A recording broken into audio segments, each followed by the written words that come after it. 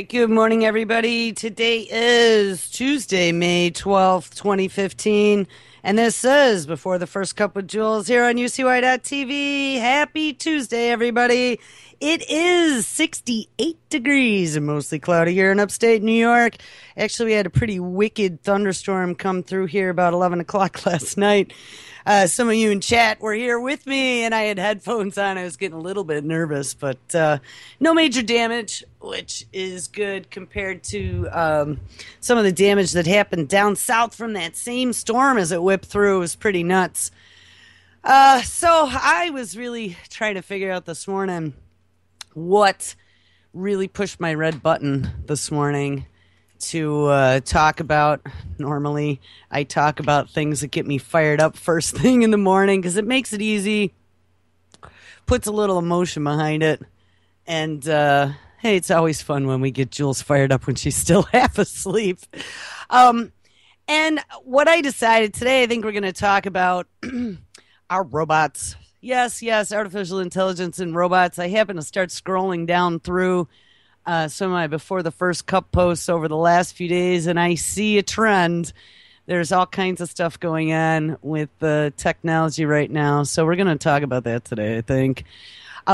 Actually, one of the first things I saw was a story. This was pretty disturbing. Well, wait, let's back up here. So we've talked about artificial intelligence, Bill Gates, Stephen Hawking, Elon Musk coming out against the coming robotic revolution, and not just the robotic revolution, but the artificial intelligence that some of the big tech companies and a lot of the universities are working on to be able to make these robots cognizant and allow them to think like humans do. We know that there's the BRAIN project that DARPA and a lot of the universities, National Institute of Health, and hey, the federal government's all behind it.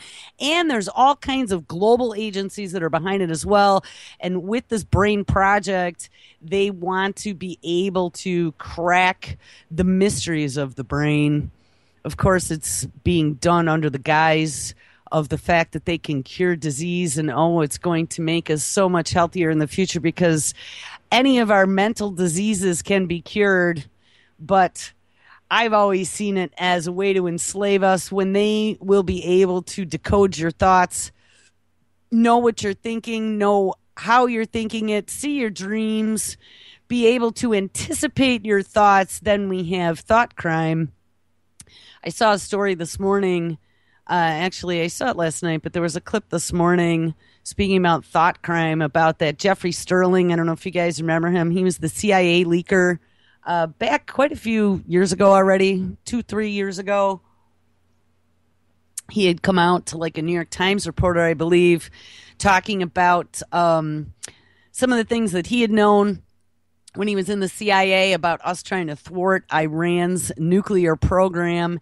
And he was just sentenced for speaking truth to 3.5 years in federal prison, though he actually didn't get the worst of it. I mean, in this clip, they actually go through some of the other whistleblowers, such as Chelsea Manning and Snowden. I don't know. I'm still out on Snowden. I think Snowden was very strategically placed.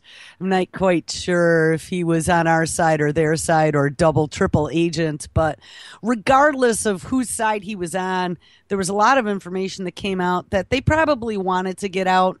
The fact that they were spying, to make that commonplace. So everything that we had been saying that made us look tinfoil hatty, in the end, proved that we were right. I just saw something a few days ago where there was a ruling that the NSA surveillance that's been going on is way outside of the NDAA and anything that was ever imagined as being allowed. And so now they want it to stop. But like I said, who's going to stop them? I saw Congress is now threatening a filibuster for the NDAA renewal if they don't make any movement forward on trying to rein in the NSA spying. But again, the NSA could say anything they want. Sure, we stopped it. Who's going to know? I mean, during one of those congressional hearings, didn't Clapper, I think it was Clapper, had said when they asked him how many spying programs were going on, and his response was only God knows. So I don't think the spying's ever going to stop. But what I wanted to mention that for was because, like we've said before, speaking truth and some of the things that we do here really is becoming a crime. And the only reason it's becoming a crime is because the lies are being laid on so thick. And of course, our last bastion of freedom is the brain and our thoughts and being able to critically think and dissect situations and come to our own conclusions. So, of course, wouldn't the brain be one of the places that they are trying to conquer? You know, mind control is something that we are going to spend an entire week on because there's so much. But don't think that that hasn't been going on already for a couple generations, if not longer. And if we go all the way back to Bernays, Bernays has managed to brainwash multiple generations since the early 1900s in the buy and consume mindset. I'm going to add myself to the call here. Sorry, I came down here to get the headphones on right as the music was finishing. But I believe I don't have anything playing in the background. So hold on. Let's see. Hey, there we go. All right. So anyway, let's get this out of the way. Wow, I hate that hiss. Let's get this out of the way. I want to play this clip about Jeffrey Sterling being sentenced to prison for speaking the truth. This is actually an RT clip. And Igor, I don't know, one of the Russian guys, does a report from the courthouse, and he does actually list off some of the other whistleblowers who have gotten more serious sentences in the past. But it makes you wonder, like, how far is this going to go? And as we heard yesterday with that clip that we listened to from ABC talking about Jade Helm, and in the end they had talked about people who didn't believe in GMOs and the anti-vaxxer crowd and anyone who has an individualized thought that is outside of the mainstream, that is questioning the narrative, the official narrative that is being pumped out and propagandized across mainstream news. One of these days is going to be considered an absolute outright criminal because, hey, you are inciting distrust. You are inciting rebellion. You're making it dangerous for the law enforcement out there, for our military. You know, we've seen now a spate of cop shootings over the last couple weeks, and we had axe attacks back a few months ago. I'm actually going to work on a list for that because now that's starting to grow in commonality, a playlist on YouTube. But, you know, how long is it going to be before they start directly blaming the dissenters or the questioners for those attacks and those deaths? I see it coming like a freight train. It's going to be our fault. And it'll be very easy for them to blame it on us. And we have the rest of I don't even think of them as zombies anymore. I actually think of them that Invasion of the Body Snatchers. I've mentioned this one before. Donald Sutherland at the very end with the bagpipes playing Amazing Grace, and you think he's not infected, and then he turns, he points and starts going, ah, to point out who hasn't been body snatched. That's exactly what it's going to be like, and it's going to be your friends, your family members, your neighbors that'll be ratting us out because we question the official narrative, and that's a very scary thought to me. So let's set this establishment, and then we're really going to get into some meat and potatoes on what's coming up in robotics. Here we go. Oh, hold on. All right, try this again. The man accused of leaking classified information to a New York Times reporter has just been sentenced. Jeffrey Sterling will face 3.5 years in prison, plus an additional 2 years supervised release. Prosecutors had asked for a severe sentence against Sterling within federal guidelines of anywhere from 19 to 24 years in prison. In January, a jury convicted Sterling, a former CIA agent, on 9 counts related to leaking information to James Risen, a New York Times reporter who in 2006 wrote a book that revealed that the agency had mishandled a program to disrupt nuclear weapons. RT correspondent Manuel Rapolo was at the courthouse for the sentencing today. He joins me now live with the latest. And so, Manny, I understand that the judge here told the prosecutors really from the outset today that the 20 years they were seeking was just too high. Is that true?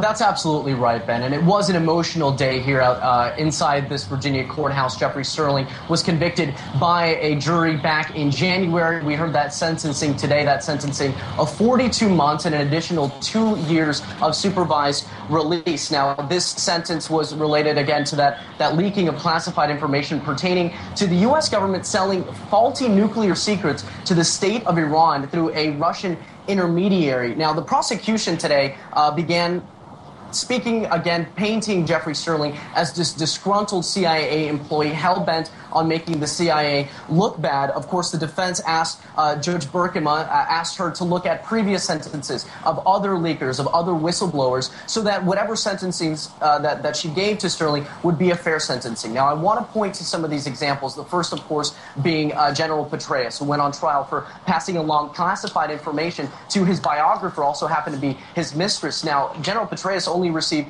2 years probation. Let's stop for a second. Yeah, Petraeus, that one actually kind of went under the radar. But Petraeus, who was the head of, what was he the head of? The head of the military? The head of the CIA? I don't know. That's such a revolving door. But he gave up all these secrets to his mistress. Can you say honey trap or whatever they call it? And he only got 2 years probation? Come on. For that leak. And the same, a very similar sentencing for Stephen Jinwoo Kim of the State Department, who passed along classified information to Fox News. He received 13 months prison. Now, one comparison that was made quite a bit during the course of this case, of this sentencing today, was the case of John Kiriakou, who blew the whistle on CIA torture and ended up receiving 2.5 years in prison for blowing the whistle. And then, of course, we can also. I wonder if the dude who blew the whistle on CIA torture, which, by the way, I've been working on that playlist. That's pretty good. There's a CIA playlist and an FBI playlist. Some really interesting stuff in there. But I wonder how he's doing in prison. 2.5 years and blew the whistle on torture. I could guarantee you that he's probably not having a walk in the park.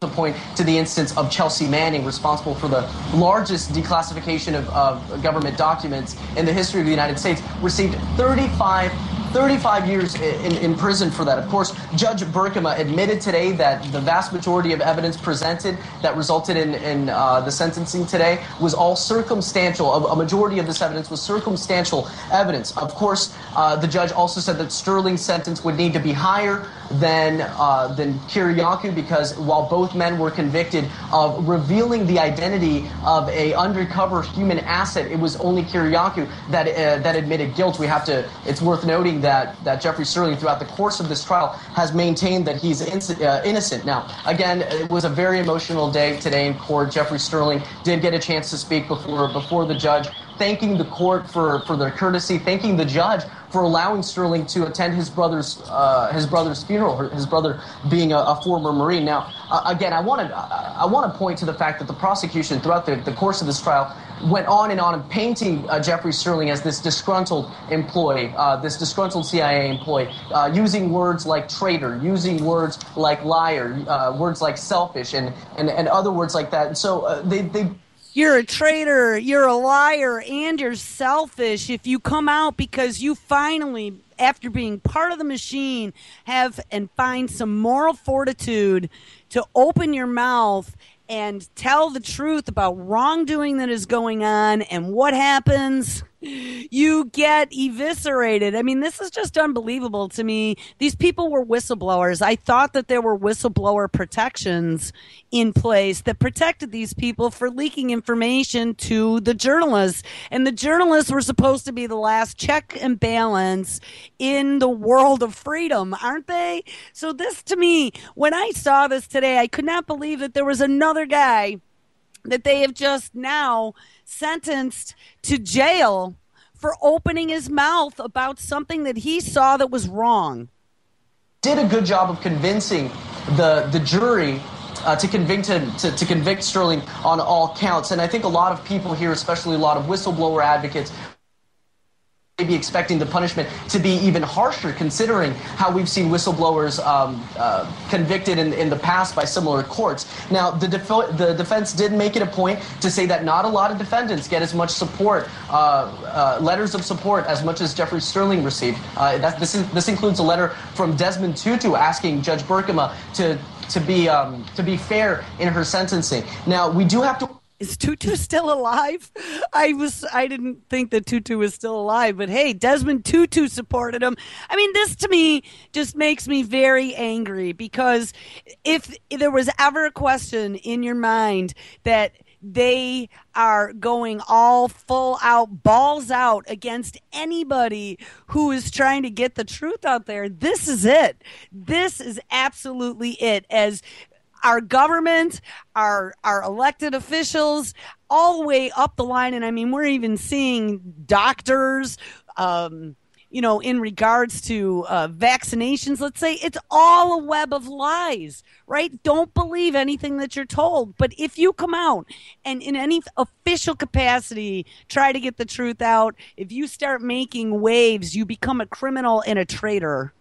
Wait and see when Jeffrey Sterling is going to begin his sentence. But again, just to reiterate, sentenced 42 months in prison with an additional 2 years of supervised release. Ben? Manuel Rapolo, thanks so much for reporting on that. So there you go. I don't know. That just really bothered me when I saw that. Kind of ruined my morning to start out with. So where do we go from here? Well, let's kill the Skype first so we don't have this hiss in the background. So from here, I don't know, we start taking a look at some of the DARPA technologies and the Brain Project, and the fact that they are really working at cracking the secrets of the brain, where thoughts happen, how they happen. Can we build an AI computer that thinks just like humans do? And there's lots of time, effort, and money going into that. Actually, here, we'll go here, and then I'm going to hop into all the jobs that we're going to lose to robots. So how smart is today's artificial intelligence?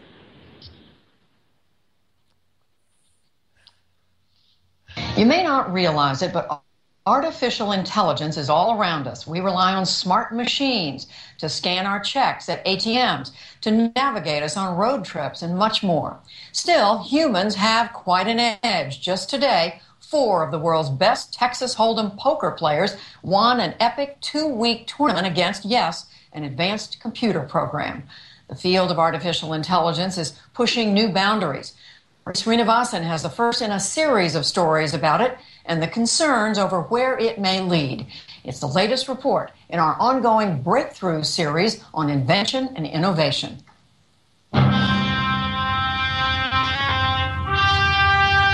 Artificial intelligence has long captured our imaginations. Open the pod bay doors, Hal. I'm sorry, Dave. I'm afraid I can't do that. With robots like HAL in 2001: A Space Odyssey, and now Ava from the recently released Ex Machina. Hello. I've never met anyone new before. And Chappie. A thinking robot could be the end of mankind. The plots thicken when the intelligent machines question the authority of their makers and begin acting. When the robots question the authority of their makers, or when the humans question the authority of their overlords, and then we end up with robotic overlords. I mean, yesterday we were listening to a show later in the evening. I think actually it was Anti-Media, and they were talking about a couple things. And I was kind of kidding, but I really wasn't when they... we're having discussions about police violence. Here's the thing, double-edged sword. Police violence, yes, is absolutely a problem. These cops who let authority go to their heads and shoot first, ask questions later is just completely out of control. And so people are up in arms all over in regards to police brutality. But be careful what you ask for, because the way I see it is we already have these RoboCops that they've been working on. And I found a story, Anti-Media actually did a story about the K5 now being launched in Saudi Arabia. That's that RoboCop that that patrols parking lots and malls, and we'll take a look at that if we have time at the end of the show. But, be careful what you ask for, because the solution, and of course we have Al Sharpton saying that we should have a nationalized police force. Well, yeah. So be careful what you ask for. How do we get rid of police brutality and put it all under the federal government? Hey, DARPA's RoboCop Atlas will be coming to a police force near you. Mark my words, because it will happen. Also, they were talking about last night food and farmers utilizing illegal aliens, and how, in the crop fields, it really is like slave labor. They get paid very low salaries, if anything at all. Maybe it's just room and board. They don't have any type of protections as far as OSHA or, employer protections at all. No insurance. It's nothing. It's slave labor. It's coming over here and working for pennies in very difficult conditions. But again, when they were talking about that, my answer was, here are 13 new robotic innovations in farming technology, and don't think that's not going to happen either. Weiss Institute and RoboBees, that was one of the bullet points that they had talked about. RoboBees could help surveil crops, pollinate crops, and be used for surveillance. So it's coming, people. Robots will be the answer to everything. And each time that we complain about it and say, oh, how horrible it is, how are we going to fix it? The answer eventually is going to be robots. I know, it sounds ridiculous, but it's not. All right, here's the rest of this clip. Acting on their own accord. Do you think I might be switched off? It's not up to me. Why is it up to anyone? Make no mistake, these are Hollywood fantasies, but they do tap into real-life concerns about artificial intelligence, or AI. Let's release the Titan. Elon Musk, founder and CEO of Tesla Motors and SpaceX, is not exactly a Luddite bent on stopping the advance of technology, but he says AI poses a potential threat more dangerous than nuclear weapons. I think we should be very careful about artificial intelligence. If I would guess at what our biggest existential threat is, it's probably that. And with artificial intelligence, we are summoning the demon. Musk recently donated $10 million to the Future of Life Institute, which is focused on keeping AI research beneficial to humanity. Add his voice to a list of bright minds like physicist Stephen Hawking, Microsoft founder Bill Gates, and several leaders in the field of artificial intelligence. Among them, Stuart Russell, who heads the AI lab at the University of California, Berkeley. What concerns you about how artificial intelligence is already being used or will be used shortly? In the near term, the biggest problem is the development of autonomous weapons. Everyone knows about drones. And there we're up in the air. Drones are remotely piloted. They're not robots in a real sense. So there's a person looking through the camera that's on the aircraft and deciding when to fire. An autonomous weapon would do all of that itself. So it chooses where to go, it decides what the target is, and it decides when to fire. Yes, and it will be using the 230-point facial recognition to determine whether or not you are the target. Concerned about weapons like the British Tyrannus. It's featured in this promotional video by BAE Systems, a former NewsHour underwriter. The Tyrannus is currently operated remotely by humans, but this drone is outfitted with artificial intelligence and will be capable of operating fully autonomously. Russell testified to the United Nations, which is considering a ban on such weapons that can target and kill humans without requiring a person to pull the trigger. I think there's a fundamental... That's a pretty scary thought, too, because as we start looking at this autonomousness, it is really starting to spread all over. There was a story a few days ago about the new autonomous driving tractor trailers. There were quite a few clips on that. How safe would you feel with an autonomous tractor trailer? We have autonomous ships that they've been working on. We just saw two yesterday, the day before. There have been a couple crashes with the autonomous Google cars that if we have time today, or if not today, maybe tomorrow, we'll take a look at. But this technology is not ready for prime time, and there is no machine out there that I would feel confident with making its own decisions without some sort of human intervention. And even then, I don't trust the majority of humans to make the correct decisions. And the programming in these machines is all done by a human. So, if there's any moral code whatsoever built into them, the moral code is going to be the moral code of the programmer. A moral issue about whether it's right for a machine to decide to kill a person. It's bad enough that people are deciding to kill people, but at least they have perhaps some moral argument that they're doing it to ultimately defend their families or prevent some greater evil. Drop your weapon. While the defense industry is one use case of artificial intelligence, how close are we to building robots like the ones in the movies that are truly autonomous? Down the hall from Russell at UC Berkeley's AI lab, Peter Abil and his students are training their PR2 robot to think for itself. One of the main things we've been looking at is how can we get a robot to think about situations it's never seen before. So an example of that is, let's say a robot is supposed to fold laundry or maybe tie a knot in a rope. Whenever you're faced with even the same laundry article or the same rope, it'll be in a different shape. And so you can't just execute blindly the same set of motions and expect success. Abil's team is painstakingly training the PR2 to compete in an Amazon warehouse picking challenge in late May. So right now you're just... Oh, there we go. So we have the DARPA Robotic Challenge. Now we have the Amazon Picking Challenge for the warehouse. How great is that? Teaching it to grab this stack of soap. That's it. Yes, we just started on this, and so right now the robot's essentially learning how to grab soap bars out of the shelf, but really what we're after is equipping the robot with the capability such that if you come up with a whole new list of, let's say, 1,000 new items, we can very quickly equip it with the skill to pick any one of those 1,000 items. On the day we visited, the PR2 was hobbled by a broken arm, and there were several times the robot failed at the task. Oh, no dice. Missed it this time. Missed it. A tiny reminder that training a robot to think is no small task. So you think superintelligence is still pretty far off and we don't need to worry about it today? I would say it's still pretty far off, yes.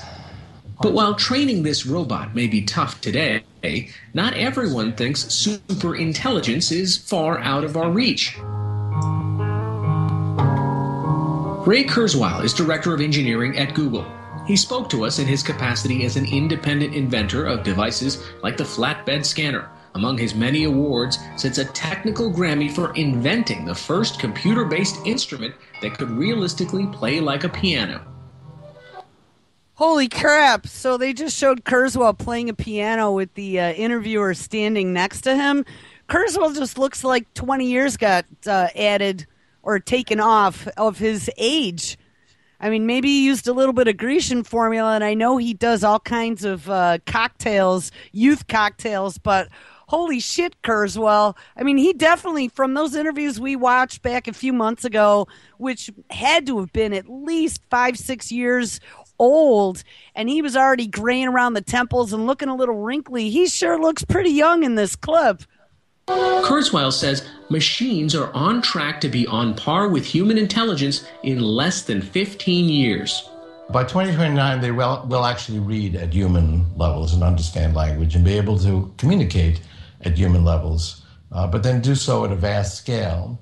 But the primary implication is that we're going to combine our intelligence with computers. We're going to make ourselves smarter. The 2030s, they'll literally go inside our bodies and inside our brains. He calculates that with exponential growth in computing and biotechnology, we will reach what he calls singularity within 25 years. That's when machine intelligence exceeds human intellectual capacity. These technologies... I want to stop again. Sorry. I hate when I do this because it's got to be annoying for you. But if I let the whole video go and don't comment till the end, I'm not going to make the right comments that I was thinking at the time. You know, you heard them mention biotechnology as well. And that's where all this nanotechnology comes in and integrating biology with the synthetic. That's the scarier part, I think, than an atlas, personally. I mean, I know you guys have listened to all of my nanotech rants, and I've been actually digging into some more stuff that we're going to have to hit in the next week or so about nanotech that kind of really scares me in some of the things that have nanotech in them that they're warning about now. But, you know, guys, I mean, this is an all-pronged out attack against biology. We are going to be replaced. This is what, you know, when I first started hearing about depopulation, I didn't believe any of it. And I'm like, how is the world going to function with a 90, 80 or 90% less population on the globe? And absolutely, now you have all these big boys coming out going, hey, robots are going to take all your jobs. I mean, they aren't going to need us. That term useless eater, remember hearing that? That always used to bother me. Well, that's what humans turn into in the end. We are pincushions, guinea pigs, test subjects, and then useless eaters. Technologies expand exponentially. They double in power roughly every year. So look at the Genome Project. It was a 15-year project. Halfway through the project, 7.5 years into it, 1% had been completed. So some people looked at it and said, well, 1%, we just barely got started. I looked at it and said, 1%, well, we're halfway through, because 1% is only 7 doublings from 100%, and it doubled every year. 7 years later, it was finished. So from one perspective, we're at an early stage in artificial intelligence, but exponentials start out slowly and then they take off. One such technology is the self-driving car. In the 1990s, Kurzweil predicted it would happen, despite a chorus of experts who declared it impossible. Today, self-driving cars have been test-driven without incident for hundreds of thousands of miles. But without incident until yesterday. Are not quite ready for consumers. Yes, we have prototype cars that can drive by themselves. But without smart vision, they cannot really tell the difference between a crumbled paper bag on the road, which can be run over, and a rock that size, which should be avoided. Fei-Fei Li explains in a recent TED Talk. Our smartest machines are still blind. Li is the director of Stanford University's Artificial Intelligence Lab. So how hard is it to get a computer to see something and understand what it is? So it's actually really, really hard. So think about it. A camera takes pictures, right? We have millions of pixels, but these are just numbers, but they don't really have meaning in themselves. So the task for artificial intelligence and computer vision algorithm is to take these numbers and convert them into meaningful objects. How to infer meaning is not easy to teach a machine, even for this highly advanced dog robot. Humans have had thousands of years of evolution. Computers, Lee cautions, are a ways off. We are very, very far from an intelligent system. Not only the sensory intelligence, but cognition, reasoning, emotion, compassion, empathy, that whole full spectrum. We're nowhere near that. Robots like this one coming out of Stanford's AI lab may be on proverbial training wheels today, but are part of the steady march towards super intelligent machines. For the PBS NewsHour, I'm Hari Srinivasan in Palo Alto, California. You know, and the thing is, they talk about how far off we are, but Kurzweil had the main point, and the main point is when you were talking about technology to then create technology, it does happen exponentially. And he used the Genomics Project as an example. In 7 years, they had only gotten to 1%, but in another 7 years with exponential math, they completed it. And that is exactly what's going to happen with artificial intelligence.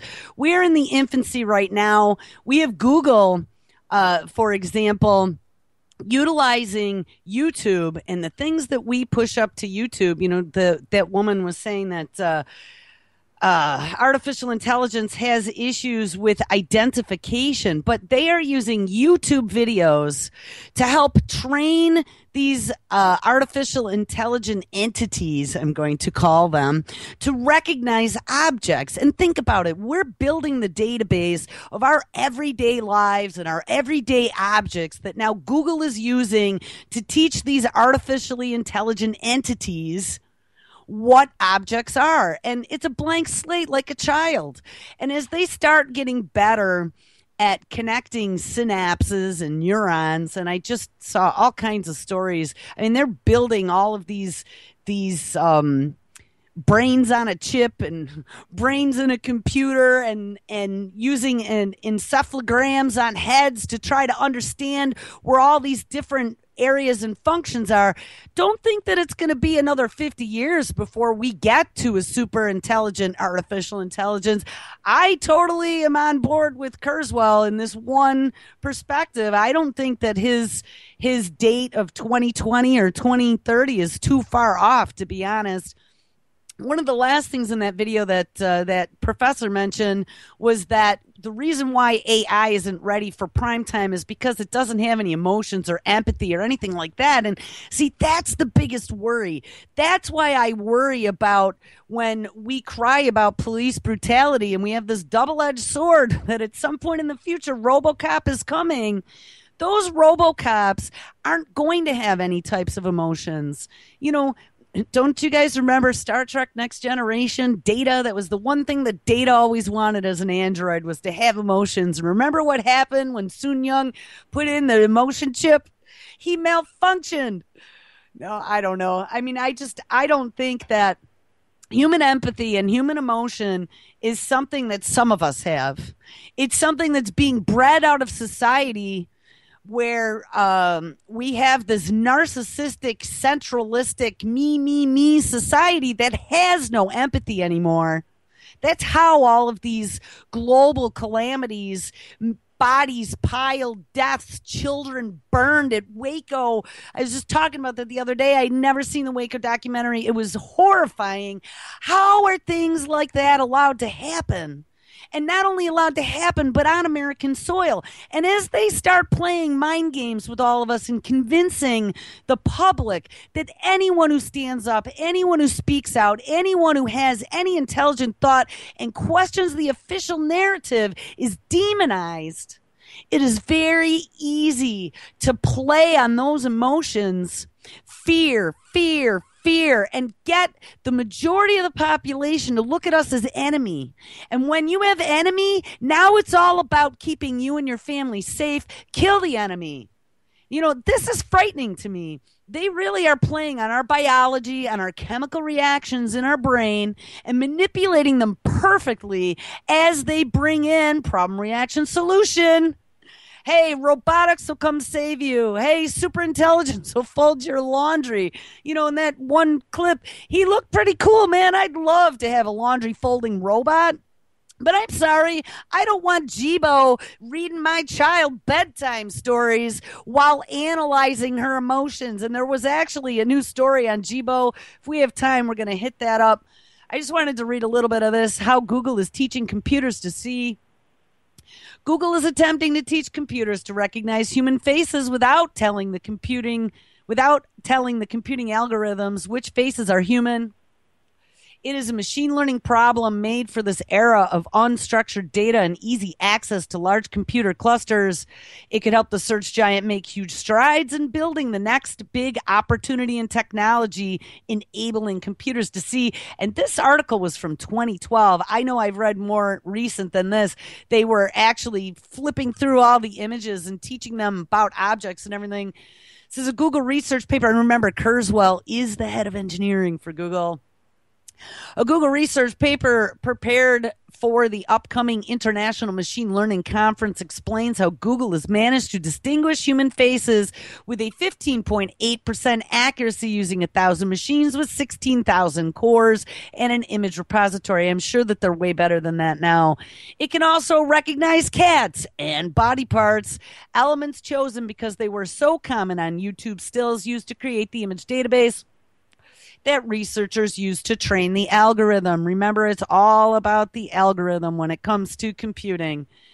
The accuracy may not seem impressive to us. It identifies roughly 4 out of 25 of the actual faces, but it's a 70% improvement over previous efforts. And I had just seen a Microsoft story a few weeks ago about this new software that not only does facial recognition, but it allows the software to look at a face and determine the age of the person. Now, think about how wonderful that is going to be for Microsoft's Cyber Patrol Center, where they are identifying all of the insurgents around the world on the pesky internet to go after and work with global law enforcement to get.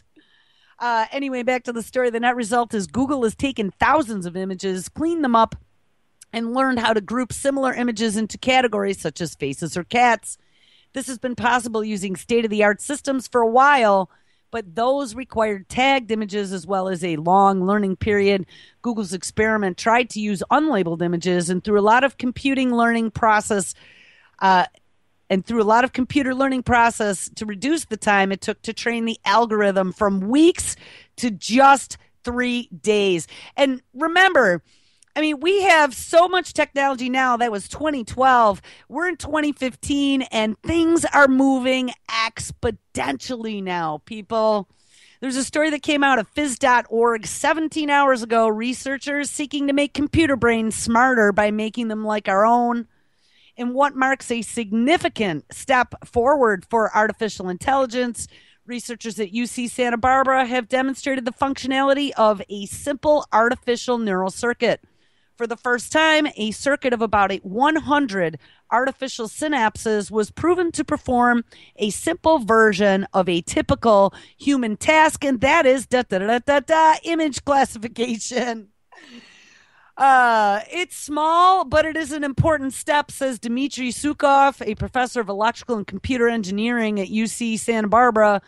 With time and further progress, the circuitry may eventually be expanded and scaled to approach something like the human brain, which has 10 to the 15th power, or 1 quadrillion synaptic connections. For all its errors and potential faultiness, the human brain remains a model for computational power and efficiency for engineers like Sukov and his colleagues. And I can't say any of these names. That's because the brain can accomplish certain functions in a fraction of a second, what computers would require far more time and energy to perform. What are these functions? Well, you are performing some of them right now. As you read this, your brain is making countless split-second decisions about the letters and the symbols you see, classifying their shapes and relative positions to each other, and deriving different levels of meaning through many channels of context in as little time as it takes you to scan over this print. And you know, they have been working on that at Google as well, being able to scan unstructured text and learn about colloquialisms and learn about how to translate a word based upon the words around it, which is something very difficult even for people who don't speak English or English as a second language to do.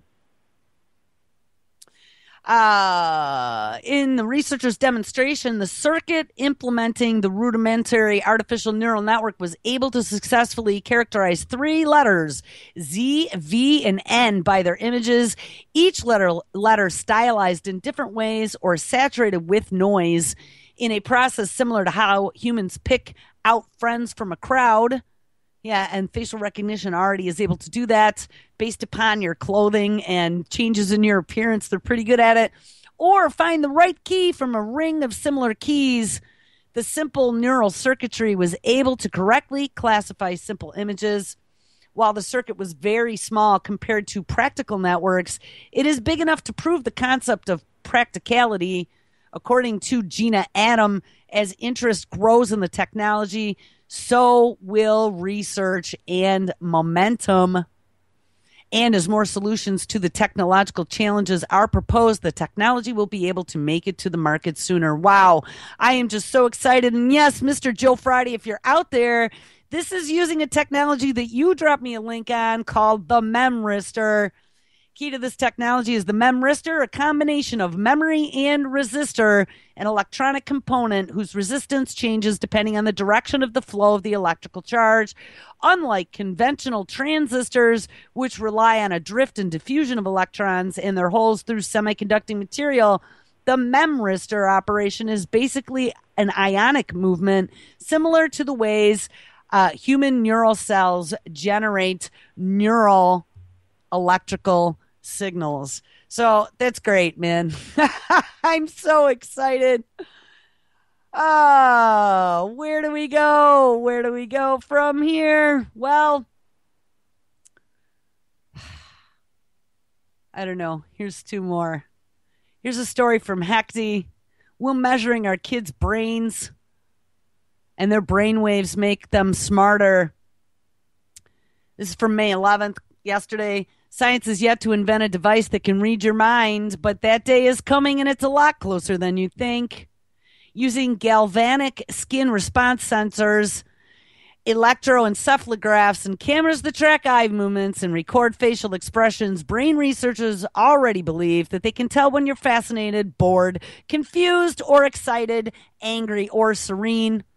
While the technology is far from flawless, it is good enough for companies like Procter & Gamble, universities like Harvard and Stanford, and branches of the U.S. military. Oh, all those groups are ones you should be wary of. And branches of the U.S. military to pour millions, and I'm sure that that's quote-unquote DARPA, millions into wiring people up and trying to find out what's really going on inside of their brains. Now, the small but rapidly growing neurotech industry, oh, there's a new one for you, wants to use these tools to help make our kids smarter. Yes, line up your children. By combining brain measurement with educational games, quote unquote, educational games, they hope to identify the barriers to learning and automatically overcome them. It is an audacious idea with huge potential, yes, and lots of money to be made, I'm sure, even if its effectiveness is still in question, and the challenges from parental to acceptance to privacy concerns are daunting. Not so long ago, encephalographs cost tens of thousands of dollars. Now you can buy a simple consumer-grade EEG headset from companies like Emotive. We talked about them. Intra, Exxon, and NeuroSky for anywhere between $100 to $500. And these gadgets not only measure your brain waves, but can also be used as control devices, such as to manipulate objects on a computer screen, or we've also seen be able to remote control drones. I think these are similar to the devices that they were talking about utilizing on pilots once they have the remotely controlled airplanes as well. For example, Crooked Tree Studios' Throw Trucks with Your Mind video game uses an inexpensive NeuroSky headset. You pick up vehicles and hurl them simply by concentrating. And with Uncle Milton's Star Wars The Force Trainer 2 toy, you don a headset and try to raise a holographic X-Wing fighter out of a swamp. Exxon just released version 2 of its Muse headset and mobile app, which trains you to relax your mind via a series of guided meditation exercises. People run away screaming from any of this technology. You know, don't think that they're not taking any of that data that they're collecting through those headsets, through those video games, and putting that into a database somewhere. We already found out from Paul Joseph Watson that cameras are watching your dong. You know, they're using that facial recognition software in your video games, in your Xbox, in your television, anything that now has cameras and sensors that can peer into your world, and they are putting that into a database. There's a video here. We got a couple minutes. We might play the beginning of this. This is from CNET.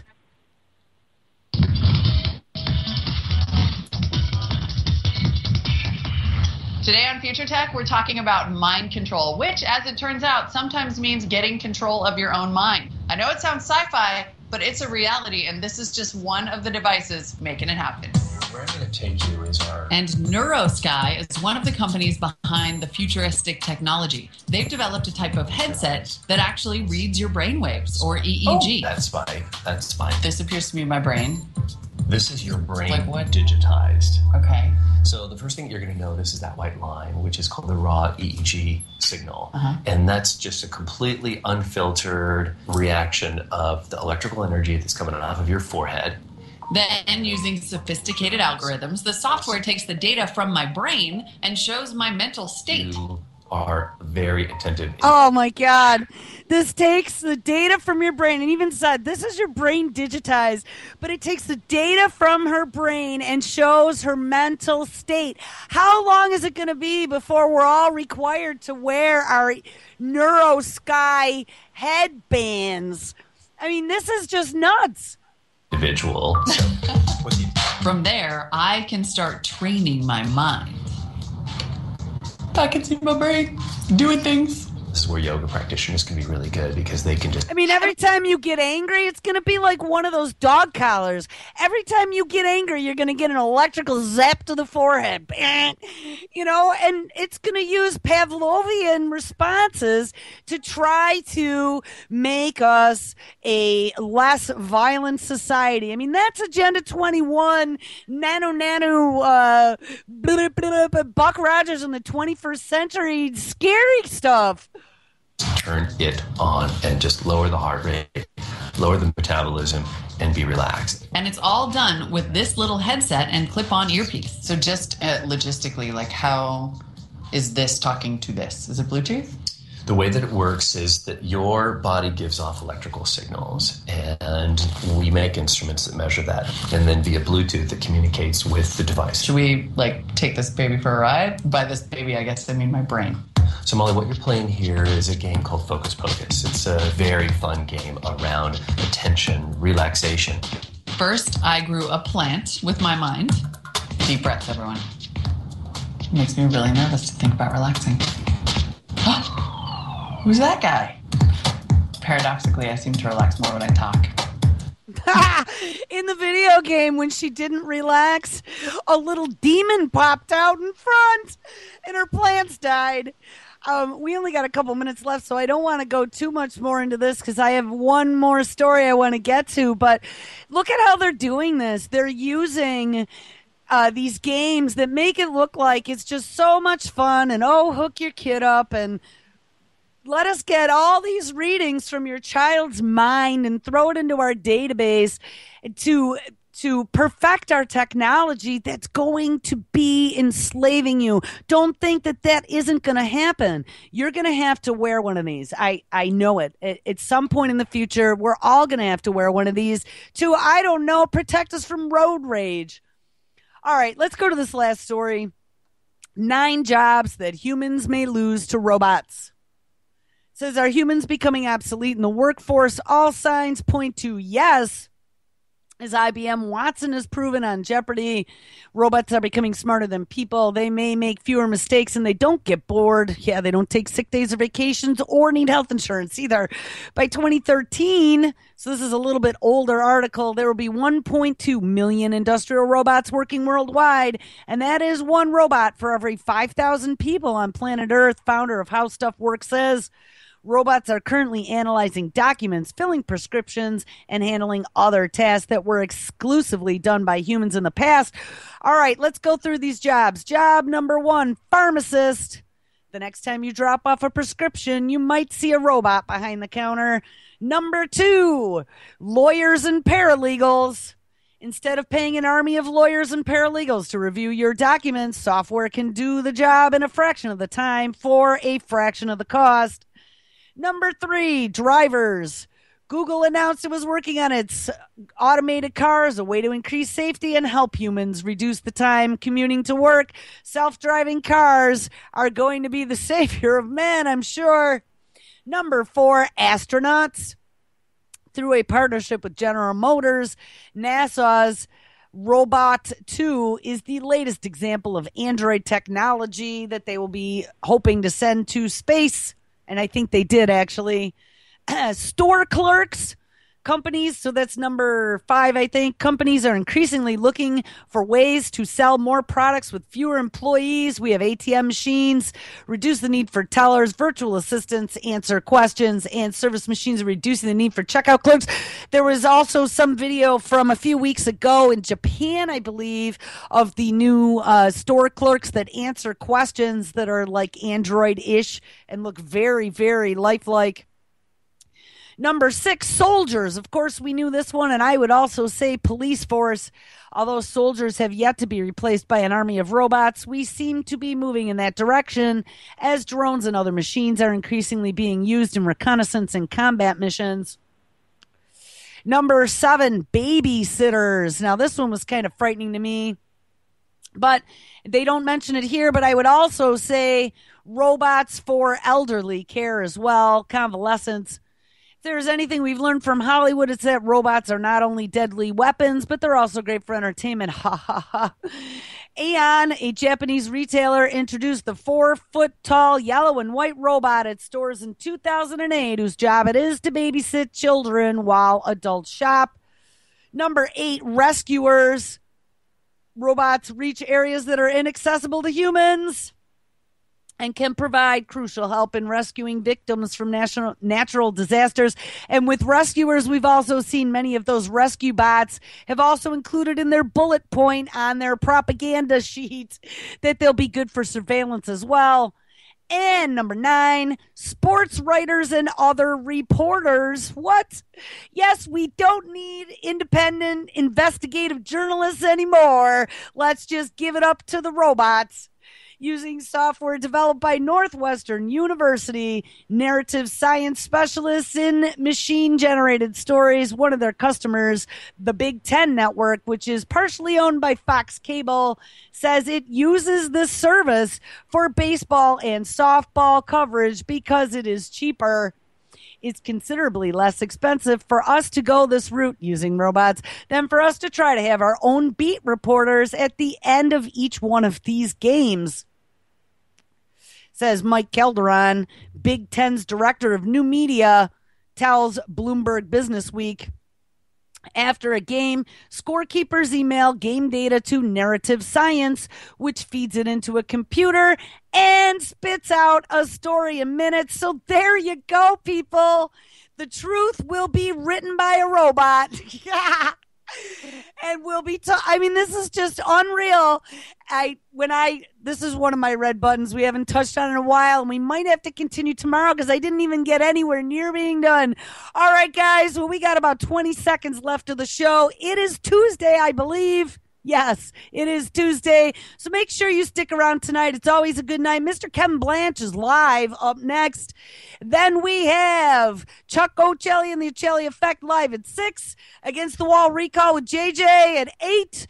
Primer Time live at 9 with Michael and Nick. Prepper Chicks, we're going to do Prepper Chicks Morning Show at 10. And Anti-Media Radio with SM Gibson live at 11. All right, guys, everybody have an awesome Tuesday, and I will catch up with you tomorrow. Everybody take care.